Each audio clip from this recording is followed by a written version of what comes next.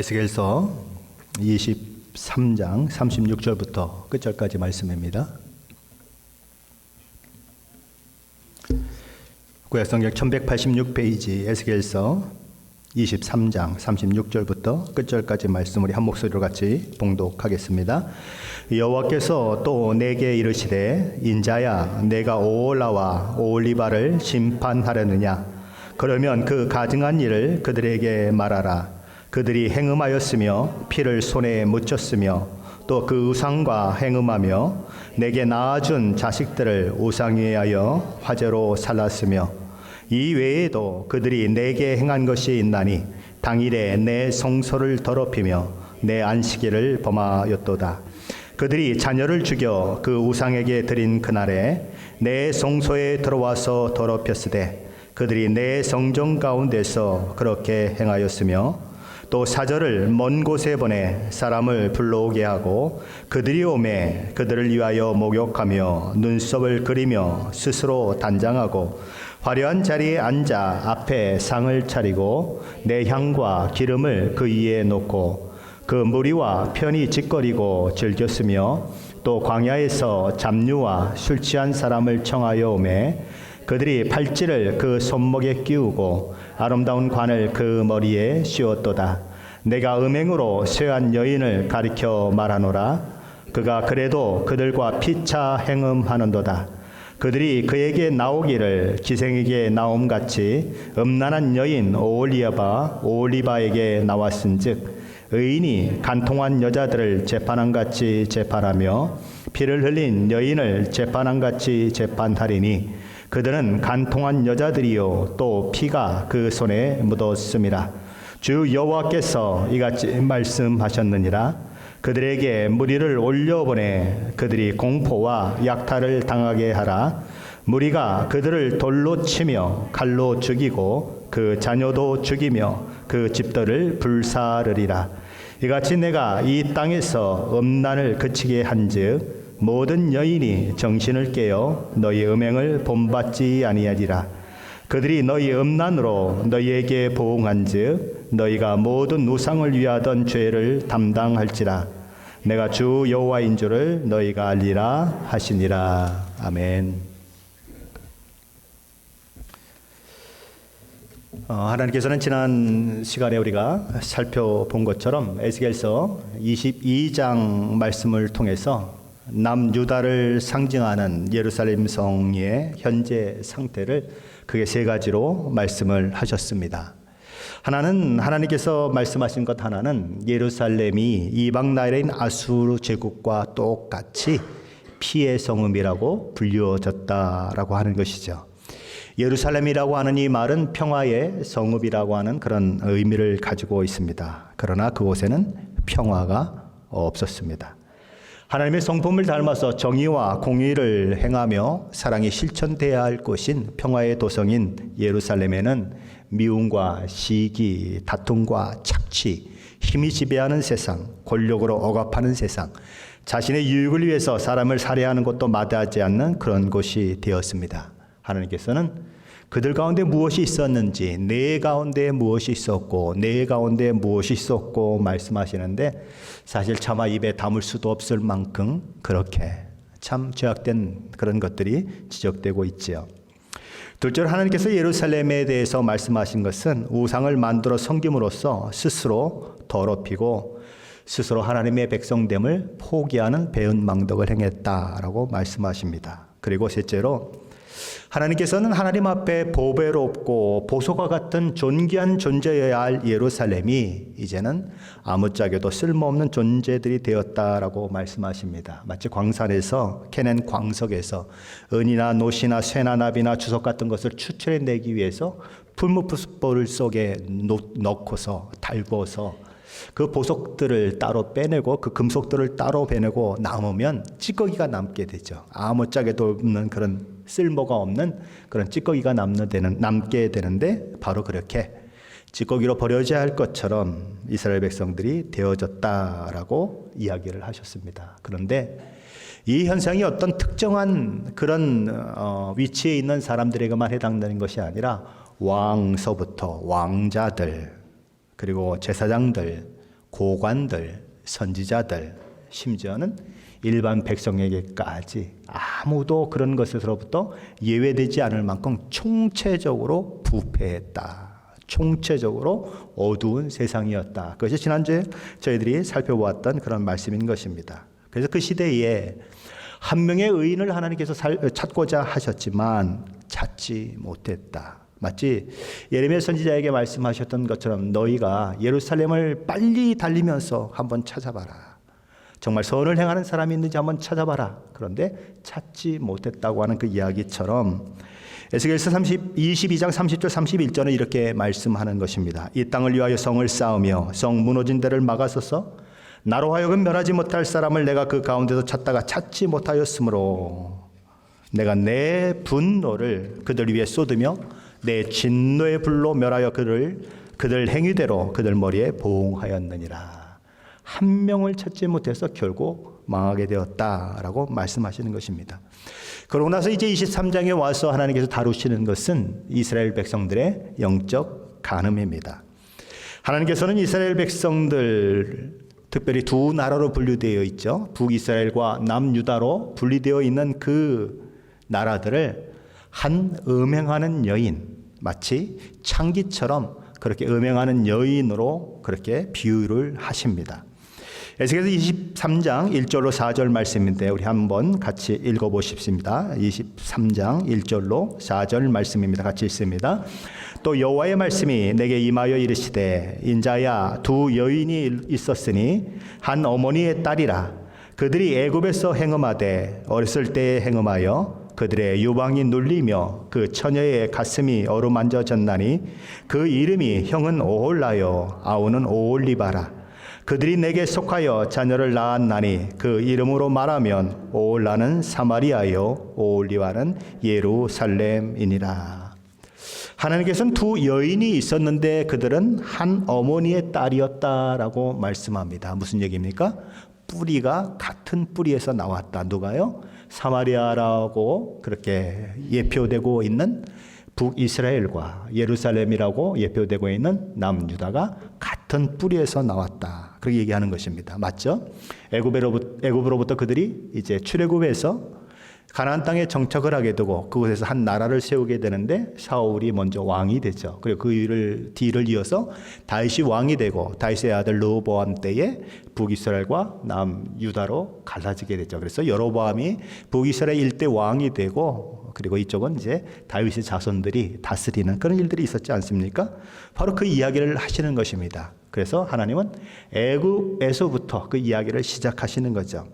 하나님께서는 그들의 고통과 울부짖음의 소리를 들으시고 애굽으로부터 그들을 구원해 내셨습니다. 그리고 그런 그들을 하나님의 백성 삼아 주셨을 뿐만 아니라 온 민족과 열방 가운데 제사장 나라로 삼아 주셨습니다. 그것은 하나님의 전적인 선택의 결과요 은혜의 결과였습니다. 신명기 7장 7절로 8절 말씀은 이스라엘 백성을 향한 그 무조건적인 하나님의 선택과 은혜에 대해서 이렇게 적고 있습니다. 여호와께서 너희를 기뻐하시고 너희를 택하심은 왜 택했느냐 하는 거죠. 너희가 다른 민족보다 수요가 많기 때문이 아니니라. 너희는 오히려 모든 민족 중에서 가장 적으니라. 그럼에도 불구하고 여호와께서 다만 너희를 사랑하심으로 말미암아 또는 너희 조상들에게 하신 맹세를 지키려 하심으로 말미암아 자기의 권능의 손으로 너희를 인도하여 내시되 너희를 그 종 되었던 집에서 애굽 왕 바로의 손에서 속량하셨나니라고 말씀하는 것입니다. 하나님께서 이스라엘 백성들이 모든 민족 중에서 가장 적은 민족이다라고 말씀해요. 볼품없는 민족이다. 하나님께서 사랑할 만한 조건이 아무것도 없는 민족이다. 그런데 그 이스라엘 백성들은 오늘 본문에 오면 또 어떤 백성인가? 오늘 본문 2절은 이렇게 얘기하는 것입니다. 그들이 애굽에서 행음하되 어렸을 때에 행음하여 그들의 유방이 눌리며 그 처녀의 가슴이 어루만져졌나니. 쉽게 말하면 어릴 때부터 이미 타락의 길을 걸었다는 것입니다. 어릴 때부터 이미 창녀와 같은 그런 모습으로 있었다는 것입니다. 쉽게 말하면 애굽에 있을 때부터, 나라와 민족을 이루기 전부터, 애굽에서 탈출해서 광야 생활을 하기 전부터 이스라엘 백성들의 습관은 무엇이었는가? 애굽 신들을 섬기고 애굽의 가치를 따르고 그렇게 우상 숭배에 어릴 적부터 물들어 있는 그런 존재들이었다는 거죠. 그들은 10가지 재앙을 통해서 애굽으로부터 나오게 됩니다. 홍해를 육지처럼 건너게 됩니다. 말에 있은 물이 단물이 되는 경험을 하기도 하고, 아무것도 없는 광야에서 메추라기와 만나로 그렇게 매일의 양식을 공급받기도 합니다. 목이 마르다고 울부짖었더니 거대한 반석이 쪼개지고 물이 그곳에서 나와서 사람을 물론 가축까지도 다 먹게 되는 그 일도 체험합니다. 그리고 시내산에서 하나님이 너무너무 무서울 만큼 그런 번개, 구름 이런 가운데 임재하시는 그런 모습도 그들은 확인하는 것입니다. 하지만 그럼에도 불구하고 그들은 어떤 행동을 하죠? 모세가 시내산에 올라가서 40일을 금식하면서 하나님 앞에 성전에 대한 모든 환상들을 보고 또 십계명을 비롯한 모든 율법들을 받고 성막의 모든 구조들에 대한 것들을 그곳에서 정말 가르침을 받을 때에 이스라엘 백성들은 모세가 40일이나 되는데도 내려오지 않으니까 죽었다고 생각을 하고 뭐라고 얘기합니까? 너는 우리를 위해서 금신상을 만들게 만들죠. 그래서 아론이 금을 가져오라고 말했더니 그 금을 가지고 금송아지를 만들어 놓고 그 금송아지가 너희를 애굽에서 인도해낸 하나님이다. 그리고 앞으로도 그 금송아지 하나님이 너희를 인도할 것이다 라고 하면서 그렇게 막 그곳에서 제사를 드리고 노래를 하고 환호성을 지르고 음란한 짓들을 하는 그런 모습을 보이는 것입니다. 그게 뭐예요? 벌써 애굽에서부터 습관화되어 있던 그 우상 숭배의 모습이 하나님이 이미 구출해 내셨고 광야 생활을 하고 하나님 앞에 우리가 하나님의 말씀만 순종하겠습니다 약속을 하고 하나님의 임재의 현장이 아직도 있고 모세는 그 구름 속으로 올라가 하나님을 만나고 있는 그 상황 가운데서도 그 습관을 버리지 못하고 애굽의 신을 섬기고 애굽의 신을 형상화하고 그것을 하나님이라고 그렇게 말하는 뼛속까지 우상 숭배로 찌들어 있는 이스라엘 백성들의 모습, 그것이 드러나는 것입니다.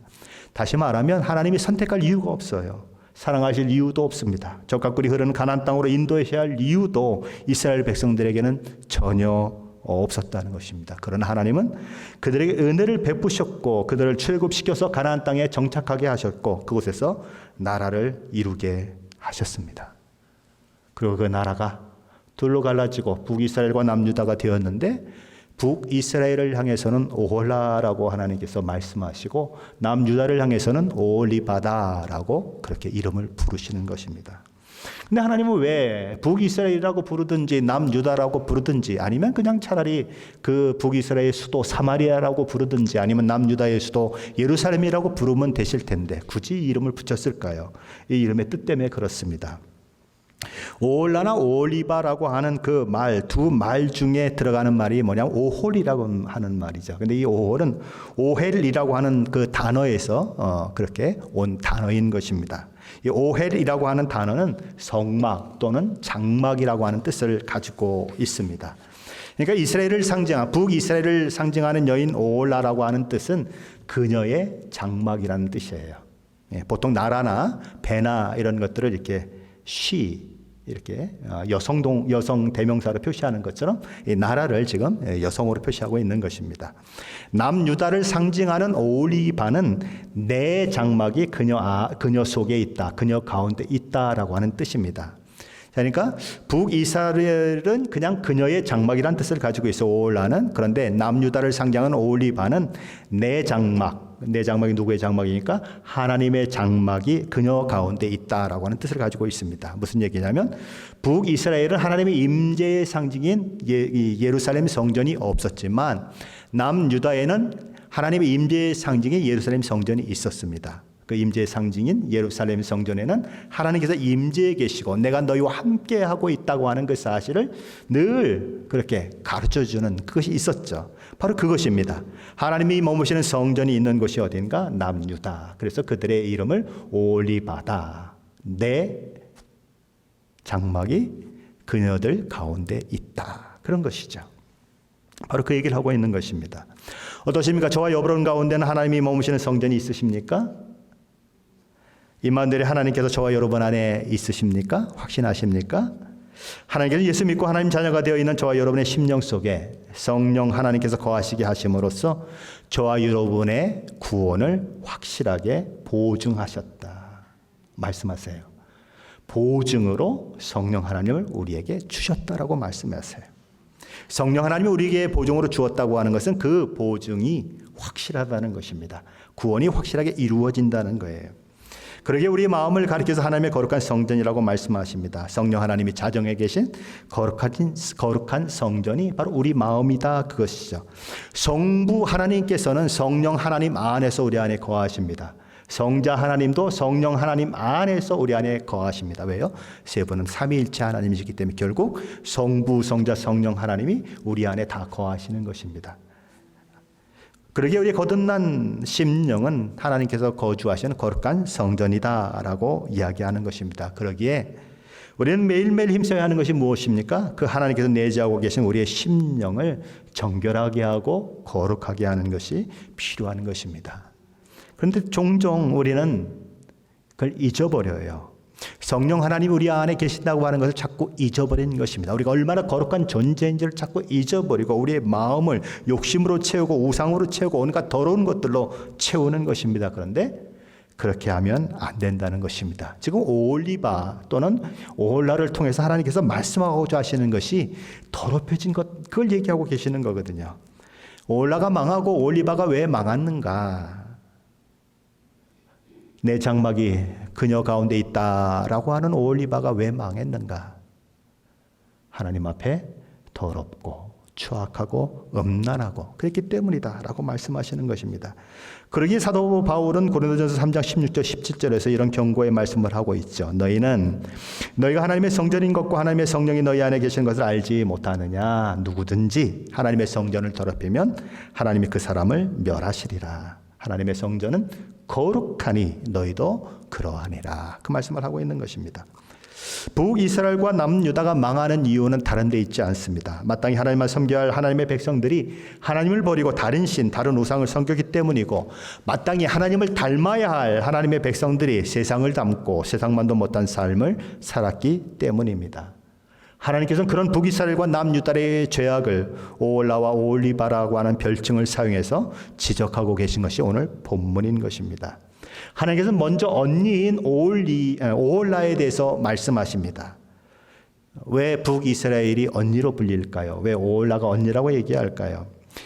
두 나라가 갈라질 때에 오홀라라고 호칭되는 북이스라엘은 무려 10지파가 함께 했습니다. 그런데 오홀리바라고 그렇게 호칭되는 남유다는 오직 2지파만 함께 했습니다. 그러니까 더 큰 지파고 더 많은 사람들이 있고 그렇기 때문에 언니로 불려지는 것이지요. 또한 망한 것도 먼저 망했습니다. 그러니까 또 언니입니다. 그것도. 자, 이 말씀이 선포될 때의 시기를 기준으로 이야기를 한다면 이미 북이스라엘은 140여 년 전에 망했습니다. 이미 나라가 없어요. 아수르 제국에 의해서 기원전 722년에 망하는 것입니다. 그리고 앞으로 5년 정도 지나면 남유다는 바벨론에 의해서 완전히 멸망합니다. 기원전 586년이죠. 자, 그렇다면 오홀라로 지칭되는 북이스라엘이 망한 이유는 어디에 있을까요? 하나님께서는 5절로 10절까지 6절을 통해서 그들이 왜 망했는지에 대해서 말씀하십니다. 먼저 우리 5절로 8절 말씀인데 함께 읽어보시겠습니다. 5절로 8절 말씀입니다. 같이 읽습니다.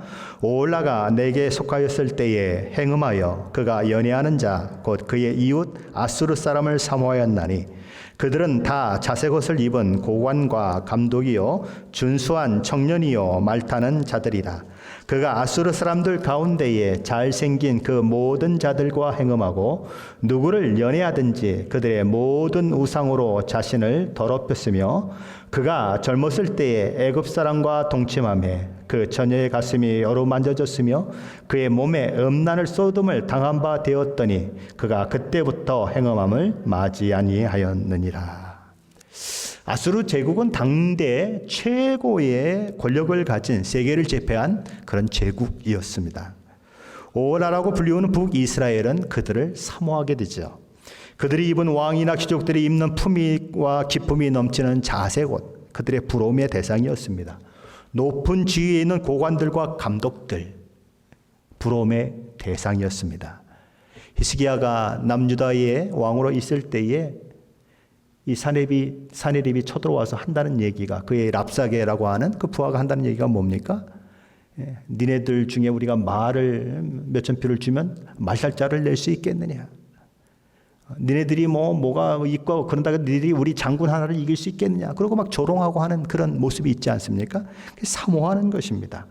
잘생긴 준수한 청년들로 가득 찬 그들을 사모하는 것이죠. 위풍당당하게 말을 타고 누비면서 전쟁의 승자로 그렇게 세워진 그들은 부러워하는 것입니다. 북이스라엘 백성들이 부러워했던 거죠. 그들을 사모하는 것이죠. 그들은 또한 어떤 것을 사모합니까?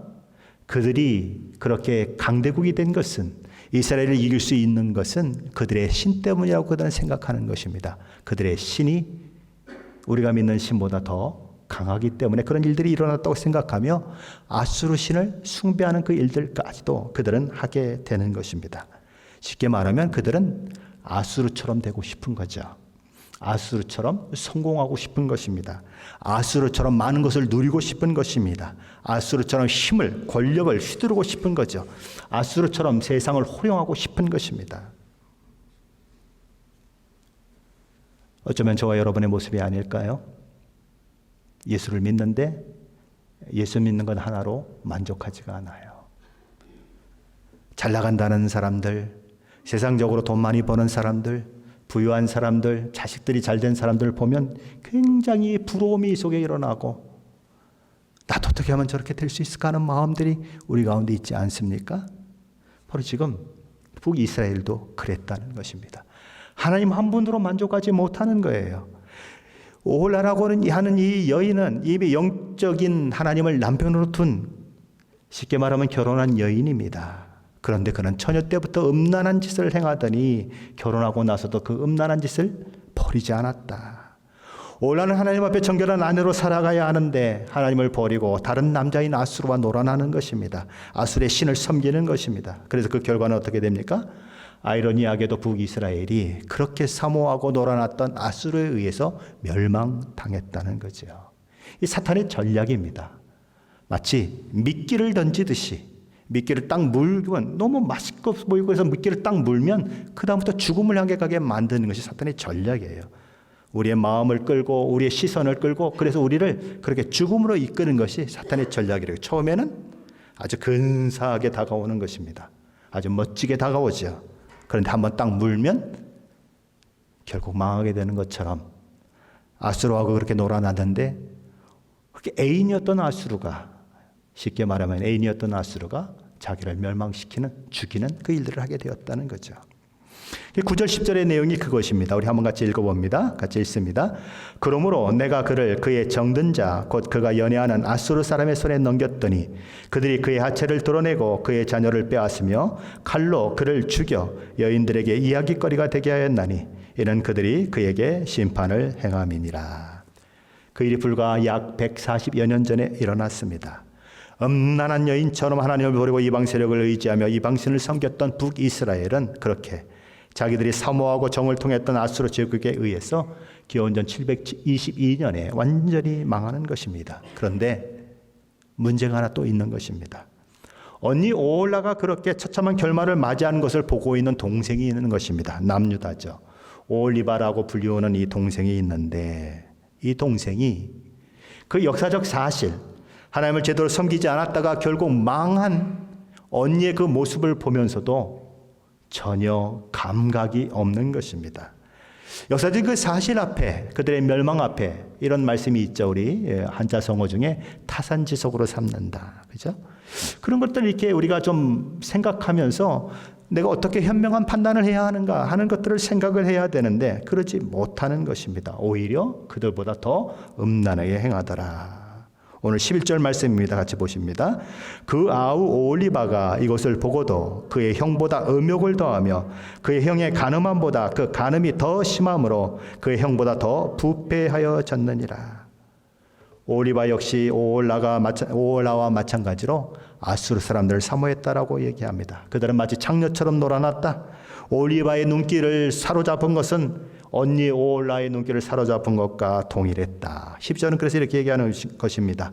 그가 그의 이웃 아수르 사람을 연애하였나니 그들의 화려한 의복을 입은 고관과 감독이요 말타는 자들과 준수한 청년이었더라. 아까 오홀라를 얘기했을 때에 그들이 사모했던 것과 똑같아요. 순서만 조금 바뀌었지 완전히 똑같은 것입니다. 화려한 의복, 고관, 감독, 말타는 자, 준수한 청년, 이 모든 것들은 세상 가치를 대변하는 상징물입니다. 오홀리바 역시 오홀라와 마찬가지로 하나님을 버리고 세상 가치에 매몰되어 버리는 것이죠. 오홀리바는 오홀라가 왜 망했는지를 생각하지 않습니다. 세상 가치를 취하기 위해서 성경의 가치를 버린 것입니다. 세상 신을 섬기기 위해서 그들이 하나님 여호와 하나님을 버린 것입니다. 마치 우리 인생과 똑같죠. 수많은 사람들이 죽음 앞에 서서 후회해요. 뭘 후회하죠? 우리가 잘못 살았다고 후회합니다. 나는 돈 버는 것이 최고인 줄 알았어. 그래서 그것을 위해서 달려왔는데 생각해 보니까 아니야, 내가 잘못 살았어 얘기한 사람들이 있어요. 어떤 사람들은 내가 남보다 잘 사는 것이 최고의 가치인 줄 알았는데 그게 아니었다고 얘기해요. 학위를 많이 따고 더 유능한 사람이 되고 자기 분야에서 누구보다 성공한 사람이 되면 정말 모든 것을 이룰 거라고 생각했는데 죽음 앞에 딱 서보니까 그게 아니라고 얘기하는 사람들이 있어요. 나 헛살았어. 죽어가는 사람마다 그 얘기를 해요. 잘못 살았다고. 그런데 살아있는 사람은 아니에요. 그 사람들이 아무리 잘못 살았다고 얘기해도 그 잘못 살은 삶을 똑같이 답습하면서 그걸 위해서 달려가는 거예요. 돈을 얻기 위해서, 명예를 얻기 위해서, 명성을 얻기 위해서 그냥 달려가는 거예요. 그 사람들은 다 헛되다고 얘기하는데 우리는 그 헛된 것을 또 잡으려고 가는 거죠. 마치 오홀라를 따라가는 오홀리바와 똑같다는 거죠. 현대를 살아가는 사람들은 죽어가는 사람들의 그 이야기에 귀를 기울이지 않습니다. 그래서 부질없는 것을 얻겠다고, 그 사람들이 헛되다고 얘기하는 것들을 얻겠다고 아침에 눈 뜨면서부터 눈 감는 시간까지 정신없이 달려가는 거예요. 개인만 그런가요? 교회도 배우지 않는 것은 마찬가지입니다. 과거부터 현재까지 하나님의 말씀을 의미 없고 완전한 하나님의 말씀을 인정하지 않는 자유주의, 인본주의에 의해서 수많은 교회들이 무너졌어요. 그러나 그것을 통해서 교회들은 배우지 않습니다. 무엇이 그들로 그런 절망 상황을 만나게 했는지 생각하지 않습니다. 현대교회는 성경을 잃어버리고 있습니다. 성경이 오직 유일한 구원의 길을 제시하고 있는 성경이 하나님의 절대적인 명령을 담은 말씀이라고 믿지 않습니다. 성경을 하나님의 말씀이 아니라 인간을 위해 언제든지 다르게 해석할 수 있고 적용할 수 있다고 말씀을 변질시킵니다. 심지어 교회가 하나님의 말씀을 무시하고 파괴하는 그 일에 앞장서고 있어요. 그게 오늘 현실이에요. 이해되지 않는다고 성경에 기록된 기적과 같은 것들을 마치 이소우와 취급하듯이 해버립니다. 현대 사람들과 생각이 다르다는 이유로 하나님의 말씀이 배제돼요. 과학적으로 입증 불가하다는 이유로 하나님의 말씀이 거짓이라고 그들은 판단합니다. 거기다 점점 교회마저도 하나님의 말씀을 전하는 것보다 어떻게 하면 회중의 마음을 기쁘게 할까, 그들의 감정을 어떻게 하면 업시킬까, 그걸 고민하는 트렌드 쪽으로 흘러가고 있습니다. 강단에서 전하는 하나님의 말씀에 대한 선포는 점점 약화됩니다. 두 가지로 생각해 볼 수 있어요. 시간적으로 설교 시간이 점점 줄고 있어요. 짧아지고 있어요. 15분, 10분 점점 줄어들고, 그 줄어든 대신에 뭘로 채웁니까? 다른 것들로 채워요. 수많은 다른 것들로 채워요. 그나마 강단에서 외쳐지는 메시지 속에는 지옥도 없습니다. 십자가도 사라집니다. 동정녀 탄생도 사라지고 주님의 재림의 진리도 사라집니다. 그나마 길게 얘기해도 그렇다는 것입니다. 일주일 내내 세상의 메시지를 듣고 살아요. 이렇게 살아야 하고 저렇게 살아야 한다고 수많은 세상의 메시지들이 들려와요. 일주일에 한 번 혹은 두 번 교회에 와서 그나마 하나님의 메시지를 듣고 변화를 경험해야 하는데, 교회에 와서도 세상 이야기를 듣고 교회에 와서도 세상 철학, 도덕적 가르침만 듣고 접하고 있는 것이 오늘의 현실인 것입니다. 그것만이 아니죠. 교회의 지도자들만 변하고 있습니까? 교회의 성도들도 변하고 있어요. 하나님의 말씀을 전하면 불편해해요. 그 고리타분한 옛날 얘기를 왜 하느냐고 얘기하는 사람들도 있어요. 이야기꾼이 되어가지고 만담을 하듯이 재밌게 이야기해주고 웃겨주고 그런 메시지에는 환호하는 청중들이 점점 늘어납니다. 우리 주님의 십자가 대속의 은혜로만 구원받는다고 하는 성경의 증언을 믿는 사람들은 그래서 점점 주로만 가요. 지옥이 있다는 사실을 믿지 않는 사람은 목회자도 있고 성도들은 너무나 많습니다. 성경이 하나님의 말씀이라고 하는 사실을 믿지 않는 사람들은 점점 더 많이 늘어가만 갑니다. 성경이 하나님의 말씀이 아니라면 우리가 이토록 노력하는 모든 것 다 헛고겠죠. 종교개혁의 큰 주제는 성경으로 돌아가자는 것이었습니다. 하나님의 말씀인 성경을 정말 하나님의 말씀으로 믿고 인정하며 그 말씀에 근거해서 신앙생활을 하자는 것이 성경으로 돌아가자는 말의 의미입니다. 그러나 여전히 성경으로 돌아가기를 거부하고 음료 오올라의 길을 답습했듯이 오늘날 성도들은 그동안 망했던 그 교회의 모습을 똑같이 답습하고 있습니다. 그래서 가끔 설교들 들어보면 유럽에 있는 교회들의 얘기를 합니다. 유럽의 교회들이, 그 어마어마한 교회들이 그 창문 하나에도 정말 엄청난 가치가 있는 모자이크가 아름답게 새겨진 그 교회들이 팔려나가요. 누구한테 팔려나갑니까? 술집으로 팔려나가고 모스크바로 팔려나갑니다. 그렇게 수만 명이 모였던 교회들이 그곳에서 찬양을 하고 그곳에서 하나님을 높였던 그곳이 술 취하고 방탕하고 사탄의 놀이터가 되는 그 일들이 일어나고 있는 거예요. 그런데 그 교회가 그때에 그렇게 해서 부흥했다고 오늘날도 그 교회의 그 모습을 따라가려고 하는 그런 모습들이 우리 교회에 있는 것입니다. 하나님께서는 그렇게 하나님이 선택하여 부르신 두 여인의 타락의 모습을 보면서 이렇게 한탄하시는 것입니다. 그 두 여인이 한 길로 행함으로 그도 더러워졌음을 내가 보았노라. 그런데 오올리바의 영적 음행은 거기서 멈추지 않습니다. 그들은 어느 날 어떤 벽화를 보게 됩니다. 그곳에는 바벨론 사람들의 형상이 새겨져 있었어요. 그들은 허리에 띠를 두르고 있었습니다. 머리엔 긴 수건을 둘둘 말아 올린 터번을 쓰고 있었어요. 그리고 그들의 용모는 너무나 잘생긴 모습을 하고 있었습니다. 그것은 오늘날처럼 정교하고 화려하고 정확하게 그려진 그림도 아닙니다. 좋은 디지털 카메라로 찍은 칼라 사진도 아니었습니다. 벽화예요. 제대로 색을 다 표현해내지도 못하고 제대로 그 모습이 다 표현되지도 않았습니다. 그런데 음녀와 같은 오올리바의 마음은 그 벽화를 본 순간 쿵쾅쿵쾅 뛰는 것입니다. 그의 눈동자는 풀려버려요. 그의 온몸은 후끈 정욕을 채우고자 하는 그 욕망으로 달아올라 버립니다.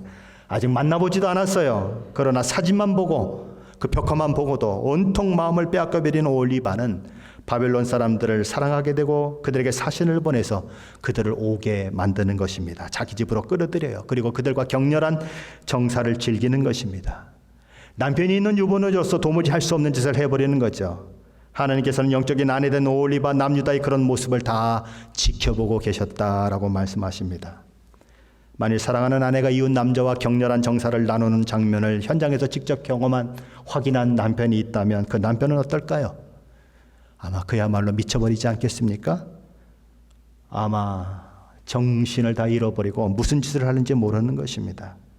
하나님의 심정이 그랬을 것입니다. 그런데 그렇게 바벨론과 영적 간음을 즐겼던 오올리바가 어느 날 갑자기 바벨론 사람들을 실증내기 시작하는 것입니다. 갑자기 결혼하기 전에 미래를 즐겼던 한 남자와 미래를 즐겼던 그 짜릿함이 떠오르는 거예요. 결혼하기 전에 누구하고 있었죠? 애굽하고 있었죠. 오올리바 남유다가 떠올렸던 그 제국은 애굽이라고 하는 제국이에요. 오올리바의 마음은 이제 애굽을 향한 불타는 욕망으로 타오르는 것입니다. 하나님께서 그런 오홀리바의 모습을 이렇게 표현합니다. 오늘 19절로 21절 말씀인데 함께 읽어봅니다. 19절로 21절입니다. 같이 읽습니다. 그가 그의 음행을 더하여 젊었을 때 곧 애굽 땅에서 행음하던 때를 생각하고 그의 하체는 나귀 같고 그의 정소는 말 같은 음란한 간부를 사랑하였도다. 내가 젊었을 때 행음하여 애굽 사람에게 네 가슴과 유방이 어루만져졌던 것을 아직도 생각하는도다. 그러니 오홀리바와 정사를 즐겼던 남자 바벨론이 가만히 있겠습니까? 바벨론 제국은 그들이 멸망시킨 국가들의 백성들을 징집합니다. 그의 군대들과 함께 합세하게 만들고 남유다를 치는 것입니다. 그래서 결국 남유다는 기원전 586년에 완전히 망하게 되는 것입니다. 이 남유다가 망하게 될 때에 이스라엘 백성들이 한쪽은 바벨론파, 한쪽은 애굽파 있어가지고 서로 갈등하고 그런 모습이 예레미야나 또는 이제 열왕기 상하나 역대 상하에 나오지 않습니까? 바로 그런 모습을 지금 얘기하고 있는 것입니다. 자, 그래서 28절로 35절 말씀인데 한번 같이 읽어봅니다. 28절로 35절입니다. 같이 읽습니다. 주 여호와께서 이같이 말씀하셨느니라. 나는 내가 미워하는 자와 내 마음에 싫어하는 자의 손에 너를 붙이리니 그들이 미워하는 마음으로 내게 행하여 내 모든 수고한 것을 빼앗고 너를 벌거벗은 몸으로 두어서 내 음행에 벗은 몸 곧 내 음란하며 행음하던 것을 드러낼 것이라. 내가 이같이 당할 것은 내가 음란하게 이방을 따르고 그 의상들로 더럽혔기 때문이로다. 내가 내 형의 길로 행하였은즉 내가 그의 잔을 내 손에 주리라. 주 여호와께서 이같이 말씀하셨느니라. 깊고 크고 가득히 담긴 내 형의 잔을 내가 마시고 고승과 조롱을 당하리라.